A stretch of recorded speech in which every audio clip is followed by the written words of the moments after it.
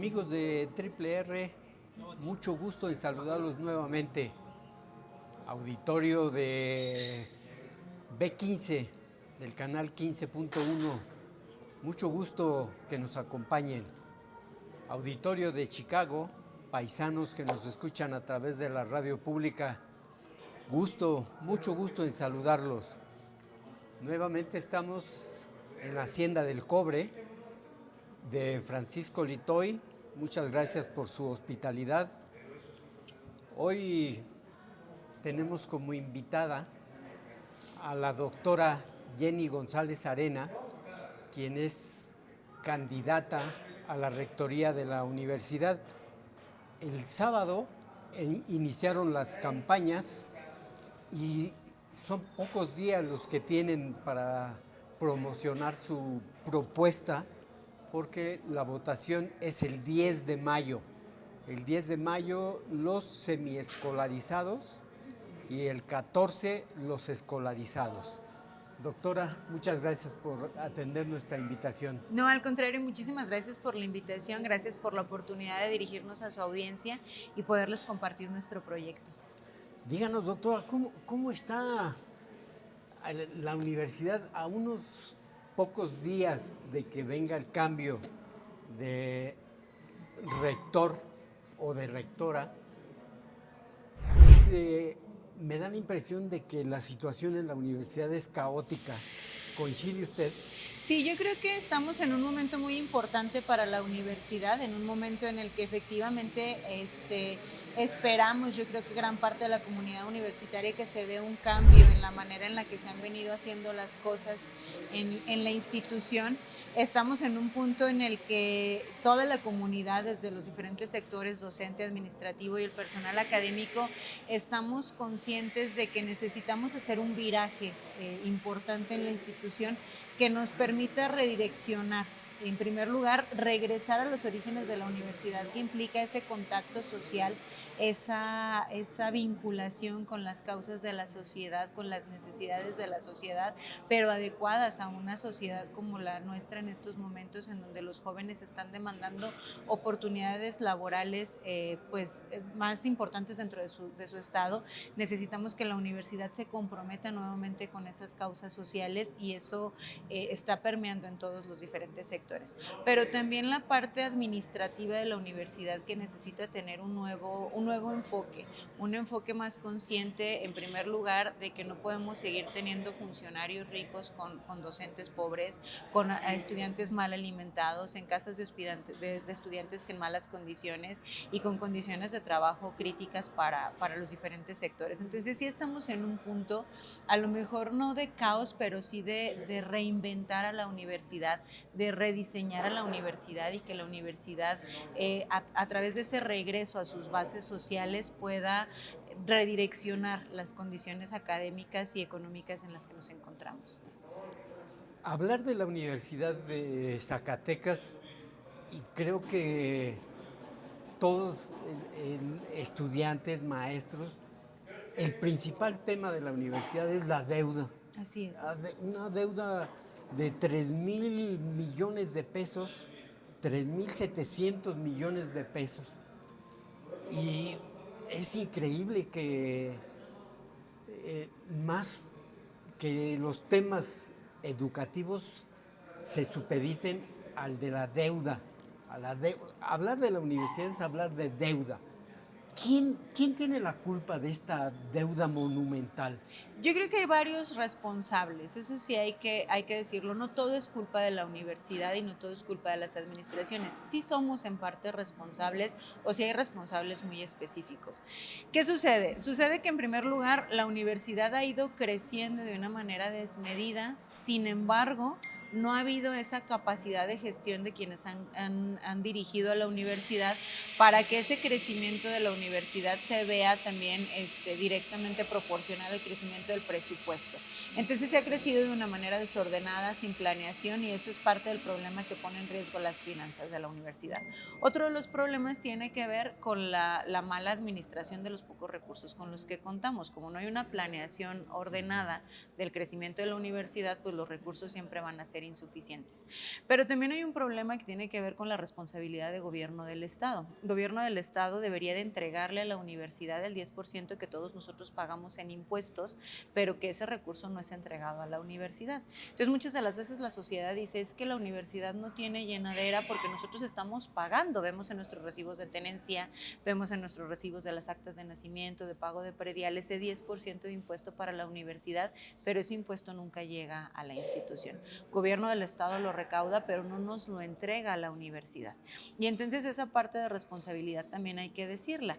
¿Qué es lo que necesitamos en estos momentos? Pues eso, una rectoría que sea capaz de gestionar de manera efectiva esos recursos ante el gobierno del Estado, porque eso nos ayudarían a ir resolviendo poco a poco el problema de la deuda. Entonces no necesitamos una rectoría sumisa a gobierno del Estado, sino una rectoría con capacidad de gestión y que efectivamente esos recursos lleguen a quien se los pagamos todos los ciudadanos, que es a la universidad. Entonces, a nivel nacional, las universidades deben de llegar a un punto en el que el presupuesto del Estado y el presupuesto de la Federación sea 50 y 50. Y en el caso de la universidad, ahorita deberíamos de andar por el 32.5%, cuando en realidad están entregando solo el 27%. Pero de ese 27% hay que quitar ese recurso del 10% que no se le está entregando a la universidad, hay que quitar recurso de un fondo revolvente que se hizo para el pago de impuestos sobre nómina. Entonces realmente ahorita el gobierno del Estado está entregando solo el 12% del presupuesto de la universidad, cuando debería de estar entregando más del 32% de presupuesto. Entonces esa también es parte del problema que tiene la institución. En ese subsidio de gobierno, viene el subsidio federal y complementado con el subsidio del Estado. Así es. Que para este año son 1.800 millones de la Federación y 700 de gobierno del Estado. Además de ese subsidio, tiene que entregar el 10% el impuesto. Exactamente, además de ese subsidio debería de entregar el 10% del impuesto, que si mal no recuerdo, para el ejercicio de este año estamos hablando de cerca de 300 millones de pesos que no se le entregan a la universidad. ¿Y es solamente de este ejercicio? No, de ningún ejercicio, ningún Desde rector. Que se instituyó ese impuesto, ¿nunca lo ha entregado? Desde gobierno Contello, que se incrementó del 5 al 10%, no se ha entregado ese incremento, y desde muchísimo antes tampoco se entregaba el 5%. Entonces, ¿qué es lo que necesitamos como institución? Eso, recuperar y exigir más bien esos recursos que no se le han entregado al Estado.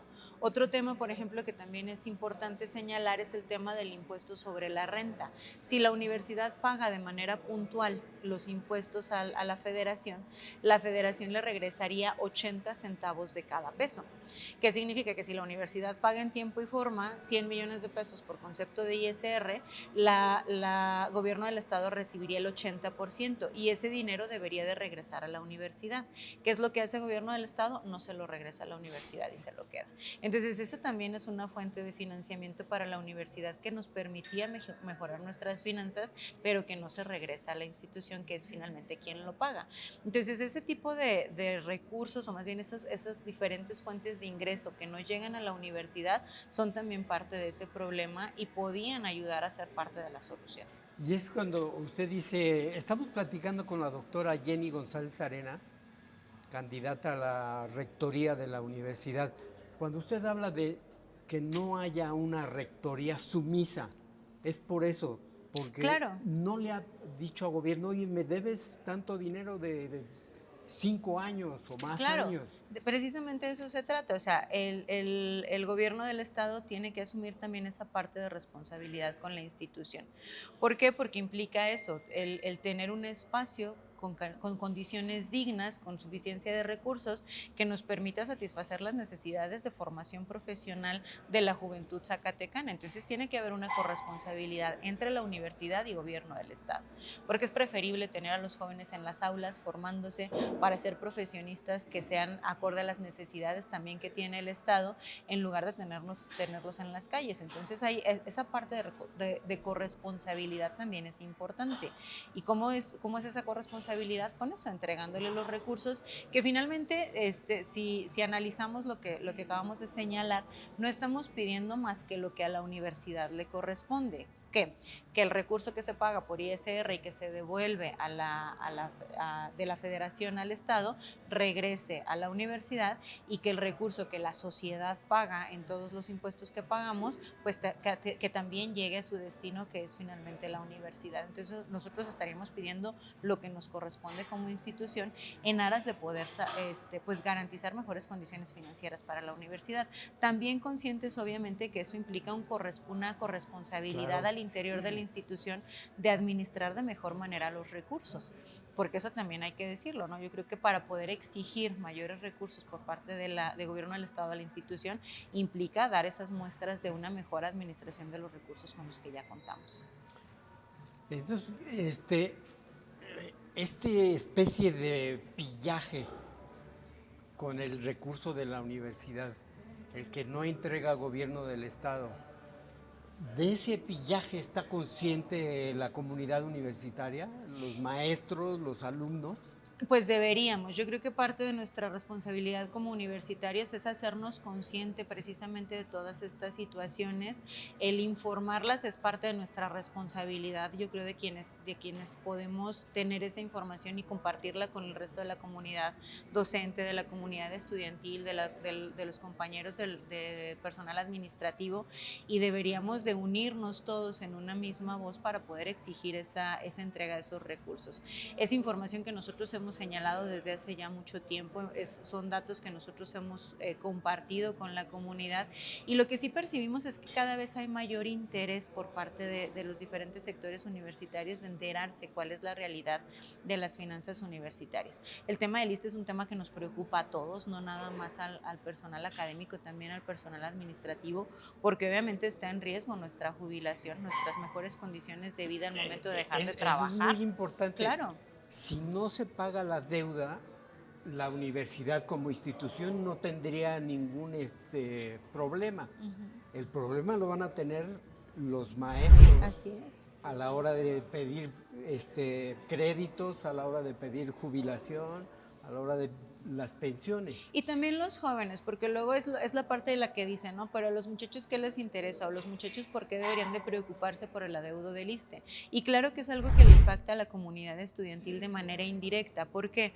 Porque los docentes y los trabajadores, al no tener unas condiciones dignas de jubilación, la renovación generacional de la planta de trabajadores universitarios no se da en la misma proporción a que si las condiciones de jubilación fueran dignas. Entonces eso implica también que hay una falta de renovación generacional, no por falta de gente que quiera trabajar en la universidad y compartir sus conocimientos con las nuevas generaciones, sino porque los que ya estamos en edad de jubilarnos vemos pues con temor la posibilidad de dar ese paso, porque sabemos que la situación de jubilación es incierta por este adeudo que se tiene con el ISSSTE. Entonces, claro que impacta a la juventud, tanto a la juventud que pretende ingresar a trabajar a la institución, como a la juventud que se está formando en la institución, porque ellos ven que pues esa parte de la no jubilación de los maestros, ¿no?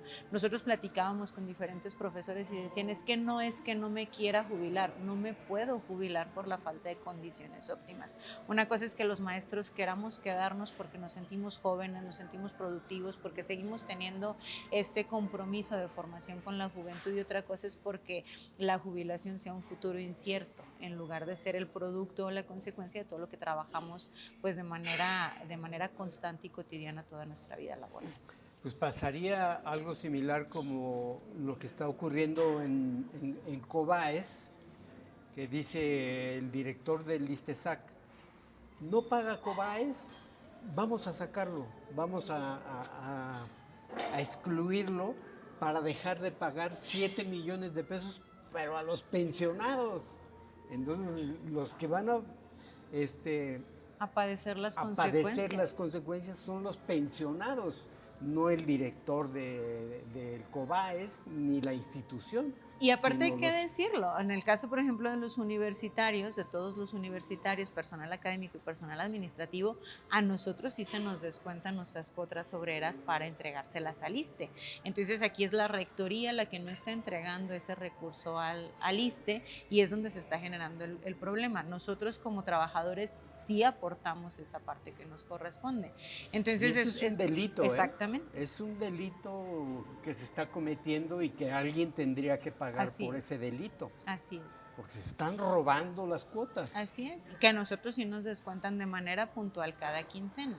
Entonces sí hay una afectación seria a las condiciones laborales de todo el personal de la universidad, llámese trabajador o personal académico, pero también es esa afectación indirecta que sufren los jóvenes porque pues finalmente también ellos no pueden pues acceder, por ejemplo, jóvenes que llegan con toda la preparación, con todo el perfil y que buscan un trabajo en la universidad, pues no pueden acceder por esa falta de posibilidad de esa renovación generacional. O también el tema de que llegan incluso en condiciones de trabajo pues precarias, ¿no? Hasta hablar, por ejemplo, de la contratación por honorarios. Y eso pues obviamente contradice la esencia de una universidad pública como la nuestra y como muchas otras en el país, en donde tenemos que dar certeza a todas aquellas personas que se quieran dedicar a la docencia y a la investigación, porque esa es la única manera de generar esta autonomía también en el desarrollo de nuestras actividades, como es la cátedra, ¿no? O sea, la autonomía de cátedra, ¿cómo se garantiza? Pues garantizando condiciones laborales óptimas para el personal que trabaja en la universidad. Entonces, si estamos dependiendo de coincidir políticamente con alguien o si estamos dependiendo de mecanismos de presión laboral para el desarrollo de nuestro trabajo, pues obviamente eso pierde autonomía, pierde objetividad y obviamente va a perjudicar las condiciones educativas de la juventud zacatecana. A ver, doctora, si usted llega a la rectoría, ¿cuál sería su prioridad? ¿Resolver los problemas, rascar en el pasado, encontrar corrupción, encontrar corruptos o ver hacia adelante, resolver los problemas que tienen a la universidad entrampada? Yo creo que lo más importante en este momento o en el momento en el que nosotros lleguemos a la rectoría es construir unidad. ¿Por qué necesitamos construir unidad? Porque esa es la única manera en la que la universidad puede salir adelante de todos estos problemas en los que se encuentra. Sabemos que hay muchos intereses alrededor de la universidad, pero también sabemos que lo que nos une a todos los universitarios es lograr una universidad pública de mejor calidad para Zacatecas y para la entidad. Yo creo que esa es la parte que nos tiene precisamente en este proyecto, el conformar esfuerzos colectivos que nos permitan rescatar a la universidad en primer lugar. Y en segundo lugar, yo creo que el discurso de la herencia maldita es un discurso que ya está por demás obsoleto.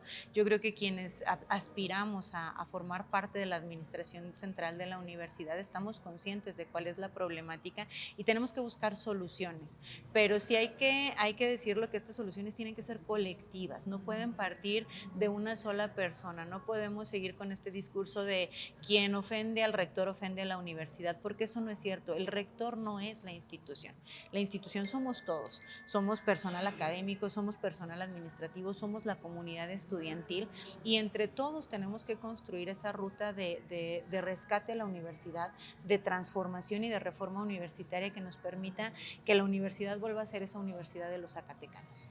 No, quiere decir entonces, entiendo que no habría cacería de brujas, no sería la prioridad, sino buscar la unidad, buscar la solución a los problemas. Ahora, claro que se tiene que hacer. Yo creo que parte muy importante de la construcción de nuevo proyecto es conocer la realidad de la universidad y quiénes son responsables. Claro. Yo creo que la auditoría es necesaria, es fundamental y se tiene que hacer porque hay que esclarecer. Por ejemplo, el tema del adeudo con el ISSSTE. Es imposible que haya tenido que ser a través de una solicitud a la Plataforma Nacional de Transparencia, como nos hayamos enterado de cuál es la realidad del adeudo con el ISSSTE y que no haya sido la institución o la rectoría quien nos haya informado cómo estaba la situación con ese adeudo.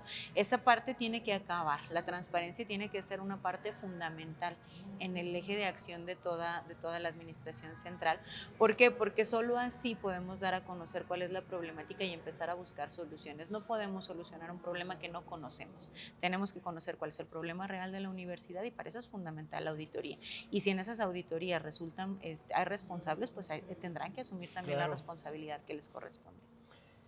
¿Cuál sería su propuesta para solucionar la deuda? ¿Qué le diría usted a la federación? Ya se sientan con el secretario de Educación, con el secretario de Hacienda. ¿Cuál sería la propuesta para ya solucionar? Yo recuerdo que en tiempos de Amalia García y del rector FEMAT se saldó la deuda con edificios. Creo que ni siquiera los entregaron. ¿Cuál sería la propuesta de usted? Yo creo que aquí hay que tener primero claridad en las dimensiones del problema. Si es imposible dar una solución al problema de manera inmediata y de manera tajante, por decirlo de alguna manera, pero sí tenemos que entender cuál es el problema para poder empezar a aportar en esas soluciones. ¿Por qué?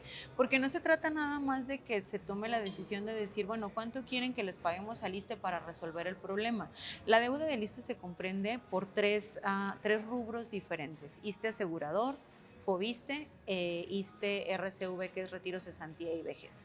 Entonces, el decreto presidencial o la ley, más bien la ley, los transitorios de la ley que permiten la condonación de los accesorios de los que tanto se ha hablado, permiten nada más la condonación de los accesorios de lo que es ISSSTE asegurador. No entra FOBISSTE y no entra CRV, por sencillas razones. ¿Cuál? En el caso de FOBISSTE estamos hablando de créditos de vivienda. Condonar esos adeudos implicaría que los trabajadores estarían en riesgo de perder sus viviendas o de que los créditos de sus viviendas se modificaran, y obviamente en perjuicio, alguien lo tendría que pagar de alguna manera. Entonces esa parte no puede entrar en esas condonaciones. Y la parte de retiro, cesantía y vejez tampoco puede entrar en esas condonaciones. ¿Por qué? Porque ese es el dinero que se le adeuda a las cuentas individuales de cada uno de nosotros universitarios. Entonces tampoco puede entrar dentro de la condonación. ¿Por qué? Porque implicaría afectar un derecho fundamental, que es el derecho a las pensiones y jubilaciones. Entonces, en lo que se puede hacer esas condonaciones es en el adeudo de ISSSTE asegurador. Y esa parte es la que tenemos que tener clara. Por eso hablábamos hace un momento de que necesitamos conocer la realidad del problema para poder ir enfrentando las soluciones, porque de otra manera sería imposible. Efectivamente, en el 2008, se hizo este saldo, por decirlo de alguna manera, del adeudo. En ese momento se quedó en cero, se la adeudó con el ISSSTE, pero a la siguiente quincena ya se debía nuevamente. Se entregan edificios, efectivamente se entregan edificios al ISSSTE, que fue el edificio que ahora ocupa la delegación del ISSSTE en Guadalupe, el edificio del antiguo hospital, pero esos, al menos el edificio de la ahora subdelegación del ISSSTE, sí está en uso por el ISSSTE, ellos lo tienen dentro de su patrimonio, y en el caso de los otros edificios están en comodato con la universidad, es decir, se entregan, pero el mismo ISSSTE le permite a la universidad seguirlos usando, pero son propiedad del ISSSTE, efectivamente. Entonces, insisto, ¿no? La falta de una administración adecuada de recursos es precisamente lo que nos lleva a que a una quincena se salda el adeudo y a la siguiente quincena ya se volvía a deber. Y eso es precisamente lo que tenemos que evitar. Primero, tener claridad de en qué consiste realmente el problema, qué es lo que se puede condonar, qué es lo que no se puede condonar, sobre lo que no se puede condonar, cuál es la estrategia de pago, y sobre lo que sí se puede condonar también cuál sería la estrategia para poder ir planteando esas soluciones que se tienen que dar al problema. Y tener claridad sobre el problema es precisamente lo que nos ayuda a empezar a ir diseñando esas soluciones. Entonces, habría que hacer una reestructuración administrativa, claro, mucha disciplina, claro, para pagar quincenalmente las cuotas y dar abonos. Claro, o sea, se necesita mejorar nuestras condiciones financieras, la manera en la que se administran los recursos de la universidad en todos los sentidos. Pero para ese reordenamiento financiero, ¿qué tendría que hacer? ¿Despedir trabajadores? ¿Despedir maestros? cerrar escuelas. Fíjense que yo creo que esa parte es parte de precisamente la campaña que luego se genera, ¿no? Es que los quieren correr. Yo creo que la universidad no está tampoco en condiciones de correr a nadie. ¿Por qué? Porque realmente los recursos humanos con los que cuenta la universidad son muy valiosos. Hay personas muy capacitadas para realizar sus funciones, tanto de docencia como de investigación, como en la parte administrativa. ¿Qué es lo que tenemos que hacer? Reorganizarnos. ¿Por qué? Porque vemos áreas muy saturadas, vemos áreas en donde la carga de trabajo es excesiva y vemos áreas en donde hay personal muy capacitado, pero que desafortunadamente está subutilizado. Entonces, ¿qué necesitamos? Hacer una mejor distribución de la carga de trabajo, por ejemplo, administrativa, aprovechar mejor los recursos humanos con los que contamos, que son muy valiosos, y también en la parte académica es necesaria una reforma académica universitaria que tiene que ir necesariamente acompañada de una reforma administrativa que nos permite ofrecerles mejores condiciones académicas a la juventud zacatecana. ¿Por qué? Porque hay muchas carreras que se están demandando, que tienen pertinencia, que tienen viabilidad, que mejoran las condiciones laborales de la juventud una vez que egresan de la licenciatura, y eso es lo que tenemos que potenciar. Y yo creo que sí hay mucho personal en la universidad capacitado para cumplir esas funciones. Yo creo que el correr a las personas que trabajamos en la universidad no es precisamente una salida, pero yo creo que sí hay muchas personas que se sienten subutilizadas en el área en la que están y que pudiéramos hacer toda una nueva reingeniería administrativa que nos permita aprovechar al máximo el capital humano con el que cuenta la universidad en todos los sentidos, ¿eh? Estamos hablando también no estamos hablando solamente de la parte académica, sino también de la parte administrativa, porque hay gente muy valiosa, de verdad. Doctora, y de ese tema difícil de recursos propios que genera la universidad, hace tiempo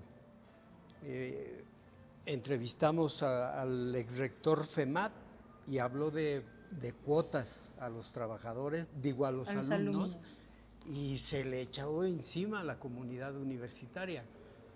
¿Hay posibilidades? ¿Cuál sería su opinión sobre cuotas para los estudiantes? Miren, yo creo que en el tema de cuotas de los estudiantes no hay manera de incrementar las cuotas de manera arbitraria y de manera unilateral. En primer lugar, porque sabemos de las condiciones en las que muchas familias hacen un esfuerzo por mandar a sus hijas e hijos a estudiar a la universidad.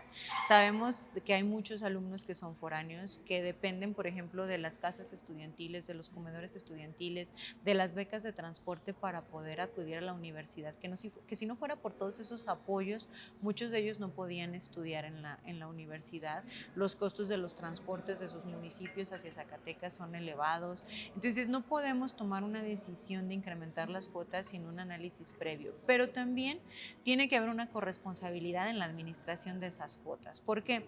Porque no podemos pedirles a los estudiantes que paguen más cuando no saben en qué se están gastando las cuotas que ellos ya están pagando. Desafortunadamente ahorita, ¿cuál es la queja estudiantil?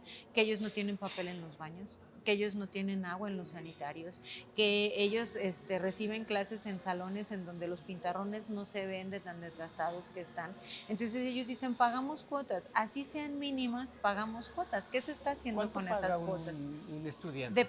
Depende de la carrera. Hay carreras en las que las cuotas son más económicas, hay carreras en las que las cuotas son más caras, van desde los 500 hasta los 2,000, 3,000, 4,000 pesos, dependiendo al semestre de cada unidad académica. Muchas de las veces es más costoso el primer semestre por todos los pagos que tienen que hacer los jóvenes al ingresar a una carrera universitaria. Entonces depende de muchas cosas. Los semiescolarizados son más caros que los sistemas escolarizados. Entonces sí es necesario que se transparenten la cantidad de recursos propios que está generando la universidad, y no solo por el concepto de cuotas, por el concepto de convenios, por el concepto de muchos otros mecanismos a través de los cuales la universidad recibe recursos adicionales. Por ejemplo, los recursos que se están anunciando ahora últimamente en cuanto a recursos de construcción. cómo se definen los destinos de esos recursos, quién los determina, cómo se decide si se construye un auditorio o un edificio de cubículos o un edificio para alguna carrera, cuál es la prioridad de la universidad en el uso de esos recursos. Y eso es algo que tenemos que transparentar y que la comunidad es la que lo tiene que definir. ¿Por qué? Porque ¿qué hemos nosotros detectado a lo largo de estos días de campaña? Pues que los maestros se quejan, por ejemplo, de la falta de cubículos adecuados, de la falta de internet adecuado en las instalaciones universitarias. Y entonces construimos un auditorio que no se va a usar prácticamente todo el año, y no construimos un edificio de cubículos en donde los maestros pueden dar asesorías, en donde los maestros pueden realizar investigación, no mejoramos la infraestructura de los laboratorios. Es decir, ¿cuál es la prioridad en el uso de esos recursos adicionales para la universidad? Eso es lo que tenemos que construir de manera colectiva, porque no pueden seguir siendo decisiones unilaterales. Yo creo que la mejor manera de reformar a la universidad, de transformar a la universidad, es que las decisiones vuelvan a ser colectivas, que los órganos de toma de decisión colectivos revivan y que puedan ser a partir de esas decisiones colectivas las que nos permitan pues aprovechar de mejor manera los recursos con los que cuenta la institución. Sí, que las decisiones no sean ocurrencias individuales del rector o del secretario general. Así es. ¿Y la universidad puede ofrecer servicios a las empresas?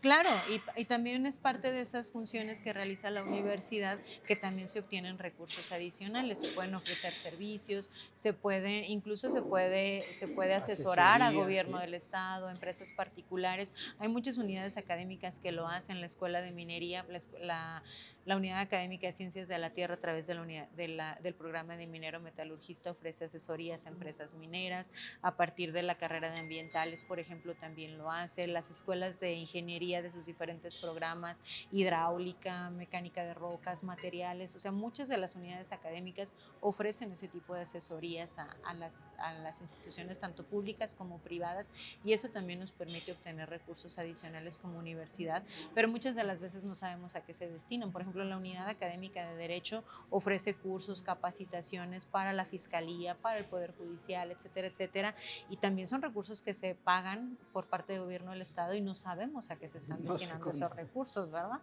Entonces, todo eso hay que transparentarlo, hay que decirlo. Yo creo que es fundamental la transparencia. Cuesta trabajo, sí, porque muchas de las veces para la comunidad estudiantil es muy complicado, o para la comunidad en general universitaria es complicado. ¿Por qué? Porque dicen, pues el de repente recibir información y darse cuenta de cuáles son las diferentes fuentes de recursos que se obtienen y la cantidad, pues es un shock, ¿no? Porque dicen, bueno, ¿y en dónde se ha gastado todo ese dinero que no lo vemos?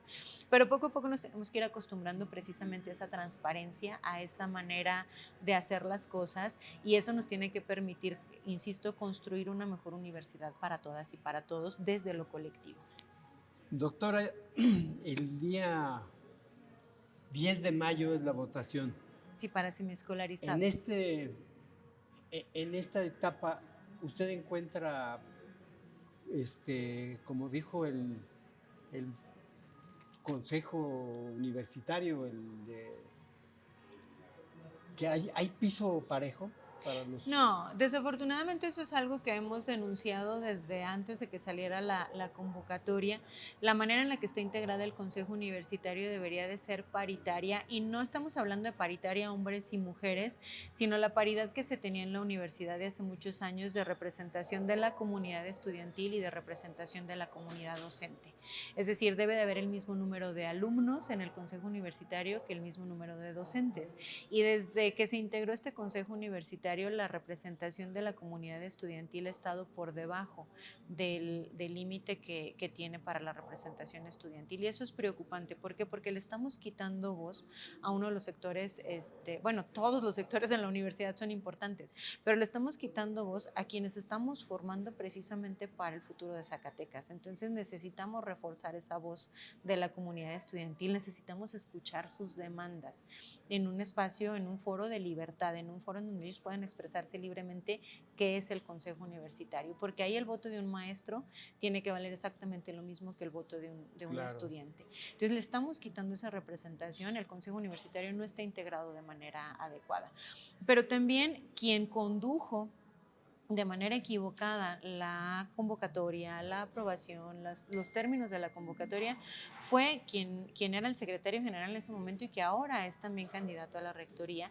Y obviamente que es pues juez y parte, ¿no? O sea, ¿cómo es posible que quien aspira a ser rector sea quien elabore su propia convocatoria en la que va a contender? Y obviamente que eso pues genera disparidad en la manera en la que se está conformando la contienda. Y también pensemos más atrás. Como secretario general, como parte de la administración, él fue parte de la sesión de consejo en la que se nombra la comisión electoral. Entonces, él fue parte de la conformación del órgano electoral que ahora va a vigilar el proceso. Entonces, obviamente, él tiene mayor incidencia, mayor capacidad de incidir en esta desigualdad que hay en la universidad. Por eso es muy importante que ahora toda la comunidad... Algunos consejeros se la deben. Claro, claro que sí. Aparte de los integrantes de la comisión electoral están ahí por recomendación del propio secretario general, en su momento ahora candidato. Entonces, ¿qué es importante en estos momentos? Eso, que la comunidad estudiantil, que la comunidad académica, que la comunidad administrativa de la universidad se vuelvan un observador del proceso electoral y nos ayuden a denunciar todas estas irregularidades que sabemos que se van a presentar.